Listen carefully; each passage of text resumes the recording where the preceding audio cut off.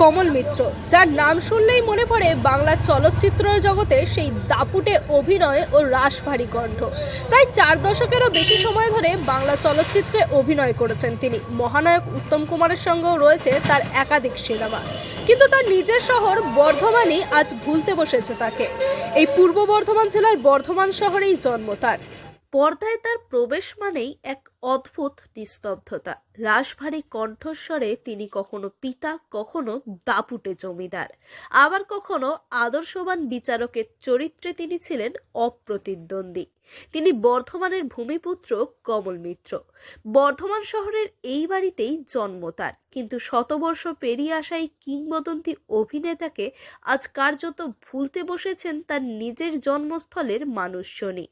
বর্তমান প্রজন্মের অধিকাংশই চেনেন না তাকে। যে মাটির টানে তিনি বারবার ফিরে আসতেন, সেই বর্ধমানের বুকেই আজ তার স্মৃতি ম্লান হতে বসেছে। চেনেই না, যারাই পুরোনো দিনের লোক তারাই একমাত্র চেনে, নতুন যুগের ছেলেমেয়েরা কেউ জানে না, নামই শোনেন।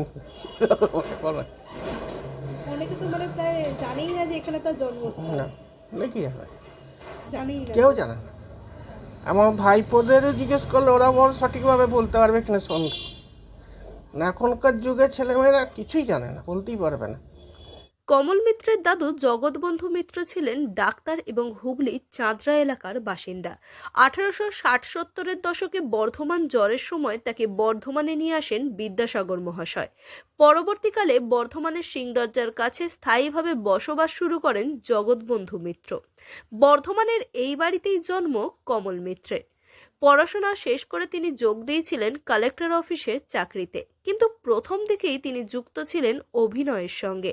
বর্ধমানের বিভিন্ন মঞ্চে অভিনয়ও করেছেন তিনি, তাই চাকরি করলেও নিয়তি তাকে টেনে নিয়ে গেছিল রূপলী পর্দার জগতে। বাংলার দর্শক পেয়েছিলেন এক নতুন ঘরানার অভিনেতাকে, কখনো রাশভারী কণ্ঠে বাবার ভূমিকায়, তো কখনো দুর্দণ্ড প্রতাপ জমিদারের চরিত্রে। তার দাপুটে অভিনয় আর সংলাপে মুগ্ধ ছিলেন দর্শকরা।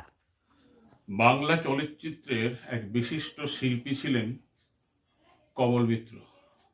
এই কমল মিত্র বর্ধমানের সন্তান। বর্ধমানে তার পৈতৃক বাড়ি ছিল। এই বাড়ি তৈরি করেছিলেন তার দাদু জগবন্ধু মিত্র। এই জগবন্ধু মিত্র কিন্তু আসলে হুগলির চাঁদরার লোক ছিলেন, ডাক্তার ছিলেন। এবং যখন বর্ধমান জ্বর হয় 1860-70 দশকে, সেই সময় যখন বিদ্যাসাগর মহাশয় বর্ধমানের চিকিৎসার সমস্ত ব্যবস্থা দেখাশোনা করছিলেন, সেই সময় এই জগবন্ধু মিত্রকে তিনি বর্ধমানে নিয়ে আসেন। পরবর্তীকালে এই জগবন্ধু বাবু বর্ধমানে তার স্থায়ী বসবাস তৈরি করেন বর্ধমান রাজবাড়ির খুব কাছে, যেটা বর্তমানে জেবি মিত্র রোড নামে খ্যাত। সিংদরজার একেবারে কাছাকাছি তার বাড়ি। তার ডাক্তারির জন্য তিনি ব্রিটিশ সরকারের কাছে মেডেল পেয়েছিলেন বলে জানা যায়। তার পুত্র নরেশচন্দ্র মিত্র পেশাগতভাবে উকিল ছিলেন, কিন্তু তিনি বর্ধমান পৌরসভার পৌরপতি ছিলেন। চেয়ারম্যান হিসেবে তিনি 1928 থেকে 1936 8 বছর দাপটের সঙ্গে বর্ধমান পৌরসভা পরিচালনা করেন। নরেশ মিত্রর পুত্র ছিলেন কমল মিত্র। জন্ম তার বর্ধমানেই, পড়াশোনাও বর্ধমানে, এবং বর্ধমানেই তার প্রথম নাটকের মঞ্চে অভিনয়ের শুরু। মূলত তিনি মঞ্চের আর্টিস্টই ছিলেন। বর্ধমান, কানলা, রানীগঞ্জ প্রভৃতি এলাকায় তিনি বহু মঞ্চ নাটক করেছেন। তার সঙ্গে যারা নাটকে অভিনয় করতেন সে সময় ছোট বয়সে, তাদের মধ্যে কেউ কেউ এখনো বেঁচে আছেন।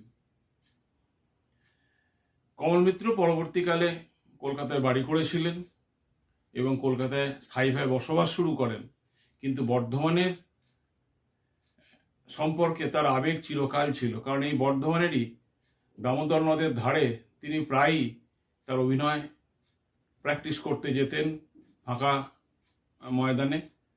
এছাড়াও বর্ধমানে তিনি দীর্ঘদিন নাটক করেছেন। বর্ধমান কালেক্টরেট অফিসে তিনি কিছুদিন চাকরি করেছিলেন। পরবর্তীকালে তিনি অভিনয়ে যখন খুব নাম করে ফেলেন সিনেমায় গিয়ে, তখন তিনি স্থায়ীভাবে কলকাতায় বসবাস করেন। তা মনে রাখতে হবে, তিনি কোনোদিন বর্ধমান কিন্তু ভোলেননি। শুধু তাই নয়, আমরা কিন্তু কমল মিত্রর মূলত যে উত্তম কুমারের পিতা হিসেবে তিনি যে রোল করেছিলেন দেয়া নেয়াতে, সেটা আজও মনে রেখেছি। যাই হোক, কমল মিত্র বর্ধমানে তার পৈতৃক বাড়ি এখনো রয়ে গেছে। তার 2 কন্যা এবং 1 পুত্র, তারা কলকাতাতেই থাকেন।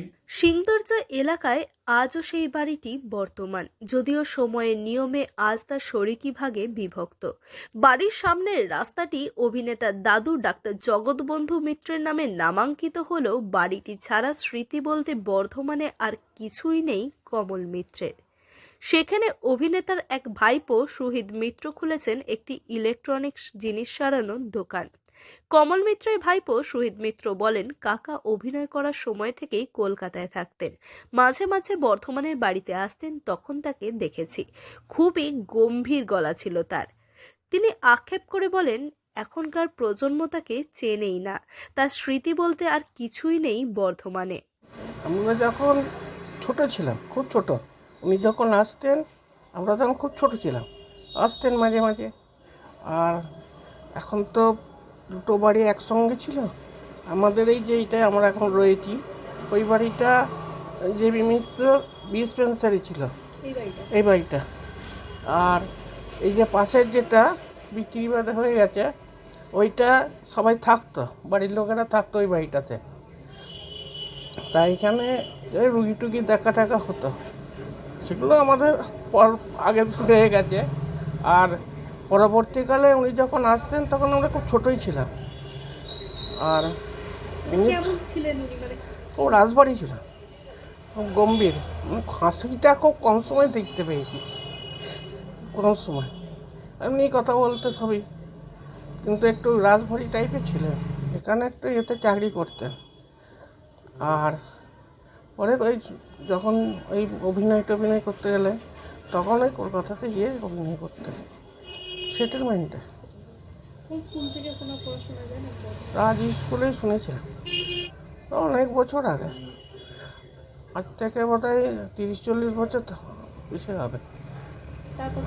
আমার সেভাবে আর যোগাযোগ নেই। বর্ধমান এলেই উনি এই বাড়িতে এসে থাকতেন? অবশ্যই এখানেই আসতো। বাবাও তো বর্ধমানে উকিল ছিলেন।